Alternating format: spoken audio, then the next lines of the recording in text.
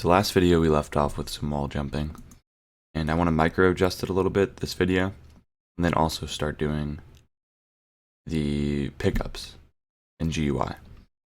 So let's see where we get to, and we're going to start with micro adjusting. So last time we had an issue where when we jump, we can wall jump from too far away from the wall. So we're going to fix that a little bit. And to do that, we have our left side and right side raycast, and we have our offset. We just need to change these to whatever we want it to be. And we can even make this be a constant if we wanted to. So that should be plus. So we could do something like this, where we're subtracting a 0.7 float. The F needs to be there because you have to make sure you cast it to a float. Or we're taking the X and we are adding the float 0.7. That's a little bit less than 1. This is really something have to micro adjust to figure out. You just have to keep trying.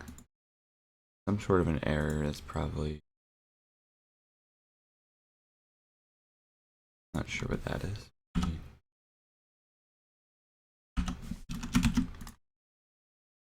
I guess you just need the 0 there because it's confused. So you put a 0 there for that case. But now when we wall jump here, we shouldn't have that problem.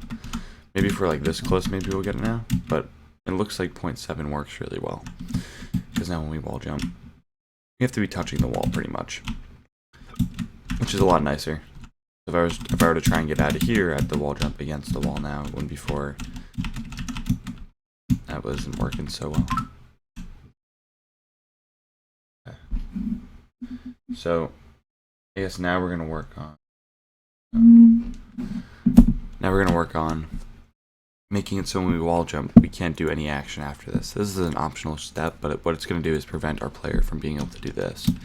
So right now we can climb a wall because we can push against our wall jump right away, and we don't want that. It's because we're accelerating too fast, and the wall jump's not really pushing us far enough.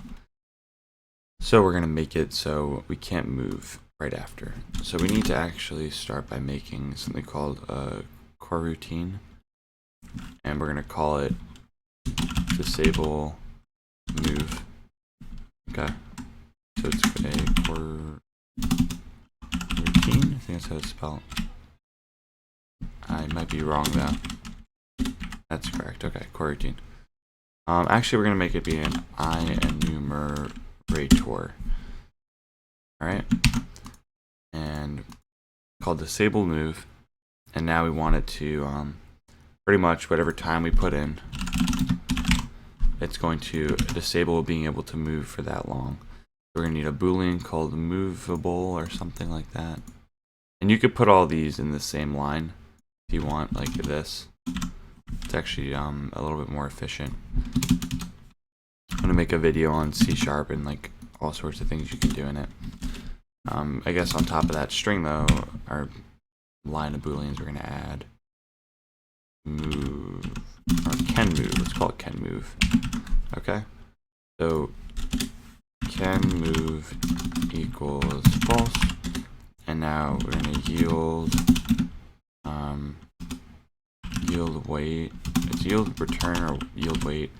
Let me just make sure because I haven't worked with these in a while. Sorry guys.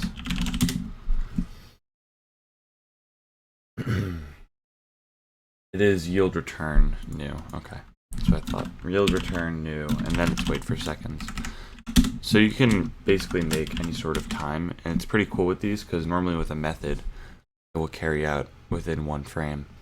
However, with these, it will carry out with delays. So you can actually make these work in any sort of timing you want. It's really cool if you're making a boss or something that needs timing. There are also many ways to work with timing, and we're probably going to use a few of those later. So we're just going to put our time in here, and now can move will be equal to true. And we can use this for if you get hit, you don't want people to be able to move after getting hit. It's actually it's flexible because we have this parameter up here.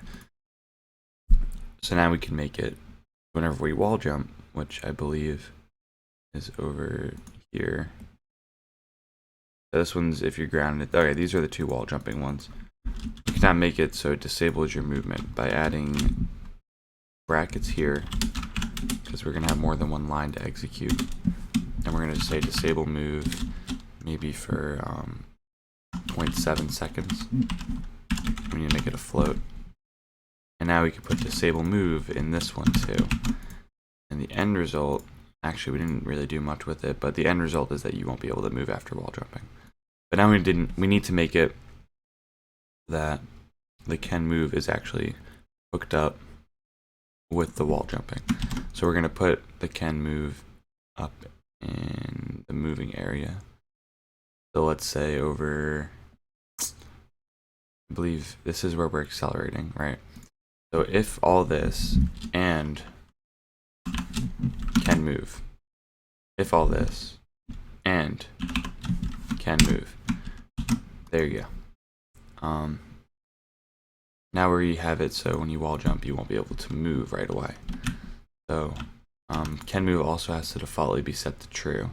That's important. So I'm actually going to put can move over here and set equal to true, because we need to be able to move from the start of the game. Otherwise, we'll be able to handle our movement from there. So we can move. Now we wall jump, and it should be disabling movement. I actually forgot to make it start the coroutine. So there is a special command for this. It is start coroutine, which I did not use. And that's where the coroutine comes in. That's why I got confused later, or earlier. So by calling start coroutine, it's now going to start our IEnumerator. And that's how they work. So unlike a normal method where you would just call it, you have to call start coroutine and then put your IEnumerator within here, and that will start it. And you can have multiple of these running at the same time too. It's pretty cool. I don't want to say it's multi-threading, but in a way you have multiple tasks running at the same time. So let's try this. And now we can't move right off the bat. So we're actually getting the full wall jump now, and you can't really interrupt that. If I push to the right, this is what happens. It doesn't matter. It's pretty good. The 0.7 works pretty well. You can change that to whatever you want. You just want it to be a comfortable number, so when you wall jump, if you keep walking, you don't really feel as though you can't move. You just feel like the wall jump was really powerful. And it adds a really nice effect to the game too. I might even lower it a tad bit. You have a little influence over your wall jump, maybe by 0.1, but that's really it for that. So we fixed our wall jumping, and it's looking good. The video is about 7 minutes long right now, so we're gonna be able to start working on GUI. So let's do that. Make GUI, you want to go to Game Object, UI, and we're going to look for the canvas, which is right over here. You can also create a canvas from up here if you do create UI.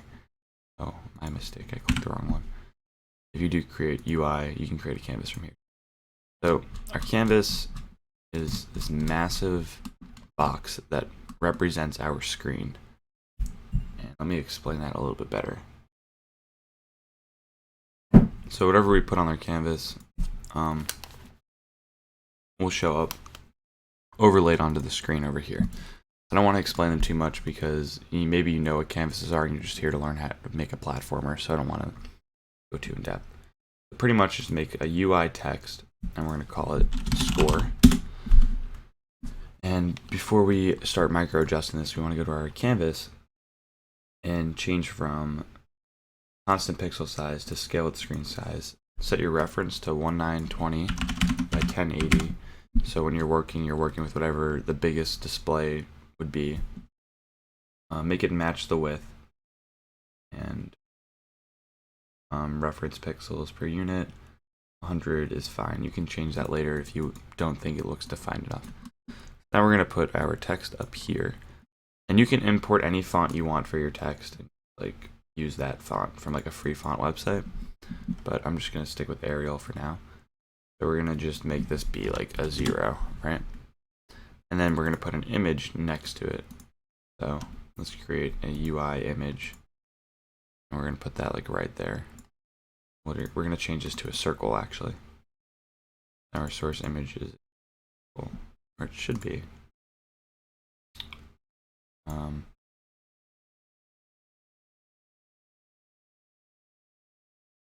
Odd. Yeah, the circle doesn't work for some reason. Oh, that one works though. We'll go with that one. So we're gonna make that be whatever color our score will be, which I lost my color palette, so I'm not really sure what colors go with the map, but I'm gonna assume like that would look fine. Our score will be like these yellow looking pointy things. So now if we raise the size here, kind of align it with it a little bit. We go back to our game, you'll see there's like this thing in the top left corner, and if we play our game, that's actually going to move with us now. That's some working GUI, and pretty nice. But now we have to make it actually move. In order to do that, we're going to need some score. So I'm going to try and keep these videos maybe like 10 minutes long from now on, 20 minutes if I have to keep on topic, but I guess I'll start the next video off purely with score. So thanks for watching.